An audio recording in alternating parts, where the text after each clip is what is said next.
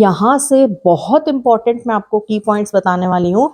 हमेशा एग्जाम में ये क्वेश्चन आता ही आता है, चाहे एमपी बोर्ड हो चाहे सीबीएसई हो।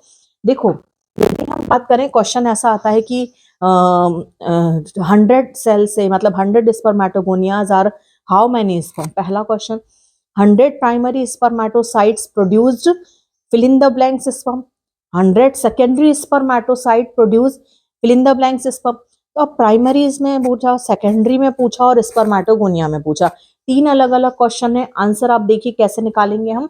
सपोज मान लो हम बहुत छोटा सा एक अमाउंट ले रहे हैं, हमसे बोला गया कि 10 सेल हैं, 10 सेल से कितने स्पर्म बनेंगे।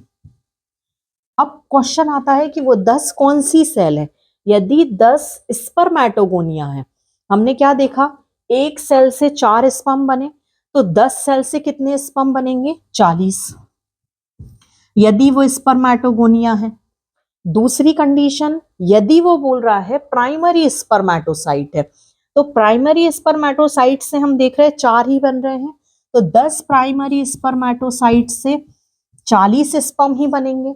बट यदि उसने कहा सेकेंडरी स्पर्मेटोसाइट से, एक सेकेंडरी स्पर्मेटोसाइट से 2 स्पर्म का फॉर्मेशन हो रहा है, एक सेकेंडरी स्पर्मेटोसाइट से 2 स्पर्म का फॉर्मेशन हो रहा है। बहुत ध्यान से समझिएगा, यदि बोला 10 स्पर्म सेकेंडरी स्पर्मेटोसाइट है, तो 10 से केवल 20 ही स्पर्म का फॉर्मेशन होगा, 40 स्पर्म का फॉर्मेशन नहीं होगा।